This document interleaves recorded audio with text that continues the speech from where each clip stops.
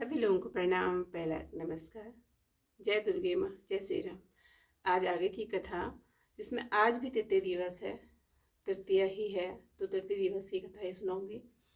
तृतीय दिवस में चंद्र घंटा माँ का स्वरूप की पूजा की जाती है। और तो मैं तृतीय दिवस के दिन चतुर्थ अध्याय को आप लोगों के सामने रखूंगी। पिंडज प्रवरारूढ़ा चंडकोपास्त्रकैर्युता प्रसादम तनुते मह्यम चंद्र घंटेति विश्रुता। माँ दुर्गा जी की तीसरी शक्ति का नाम चंद्र घंटा है। नवरात्रि उपासना में तीसरे दिन इन्हीं के विग्रह का पूजन आराधन किया जाता है। इनका यह स्वरूप परम शांतिदायक और कल्याणकारी है। इनके मस्तक में घंटे के आकार का अर्धचंद्र है, इसी कारण इन्हें चंद्र घंटा देवी कहा जाता है।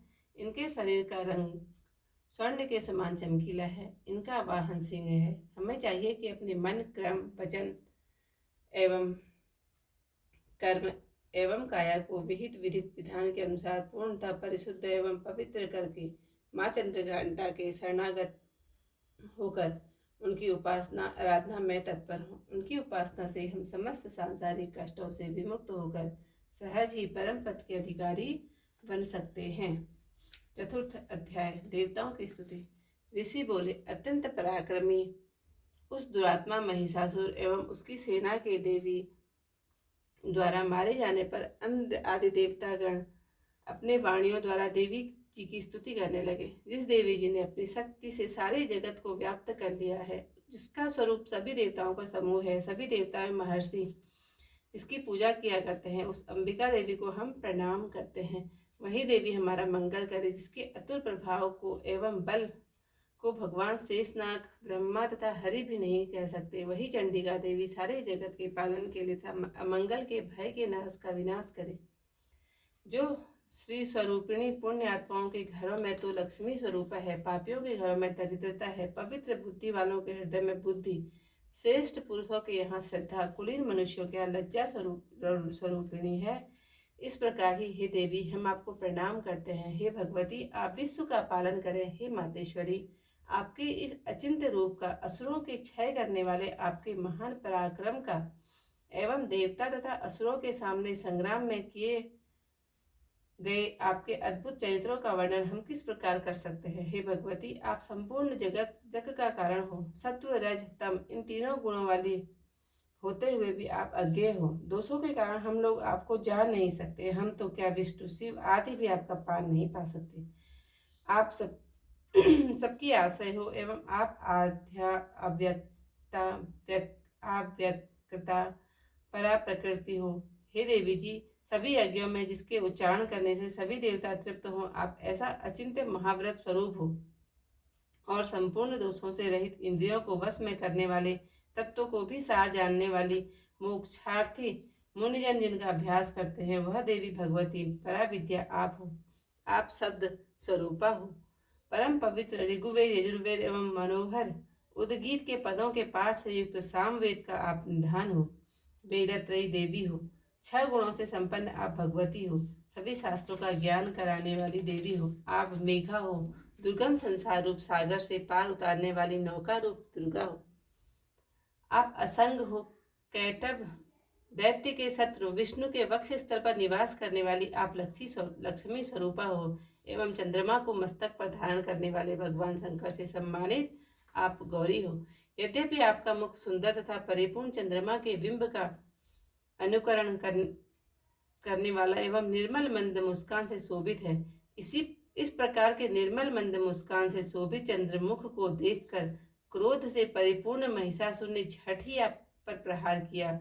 यह एक अद्भुत बात है। उससे भी अतीव अद्भुत एवं विचित्र बात तो यह है कि जब वह मुख क्रोध से युक्त था, उदय होते हुए भी चंद्रमा की भांति लाल लाल था, तनी हुई भौएं अति विकराल थी। ऐसा देखकर महिषासुर ने अपने प्राण तुरंत वहीं पर नहीं छोड़ दिए। भला कौन ऐसा प्राणी है जो क्रोधी यमराज को देखकर भी जीवित रह सके।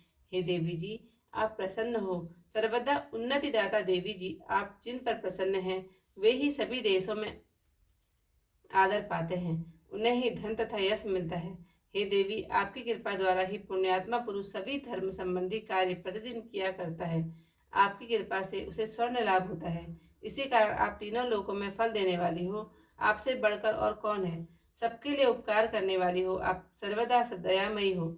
इन राक्षसों के वध करने से जगत सुखी हो। ये राक्षस कभी नरक के लिए चिरकाल तक भले ही पाप करते रहे हों, संग्राम में इनका वध आपने इसलिए किया कि मुझसे मारे हुए स्वर्ग चले जाएं।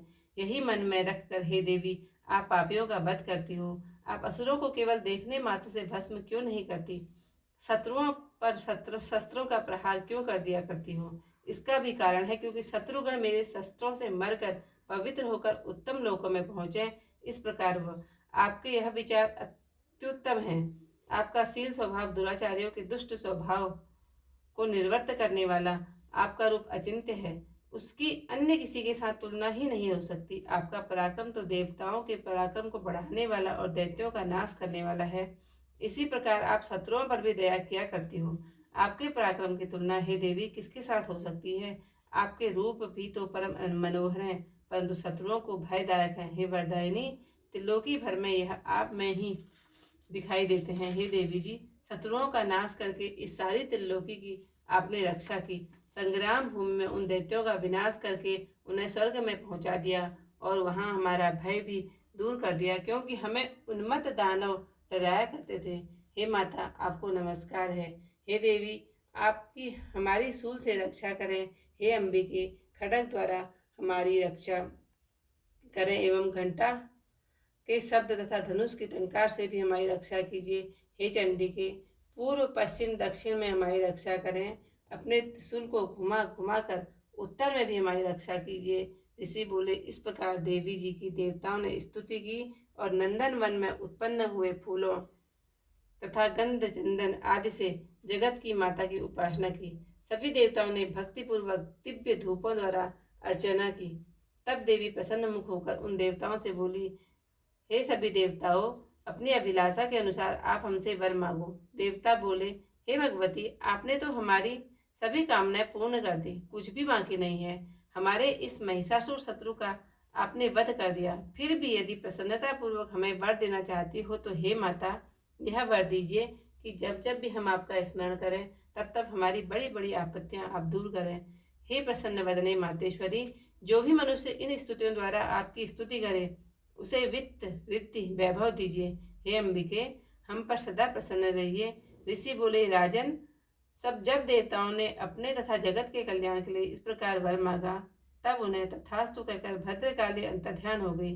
हे राजन, पूर्व काल में तीनों लोगों का हित चाहने वाली देवी का देवताओं के शरीर से जैसे प्राकट्य हुआ, वह सारी कथा मैंने कह सुनाई। इति आज की कथा और तिथि दिवस की चंडिका देवी की उपासना की को नमन करते हुए आज की कथा संपूर्ण हुई।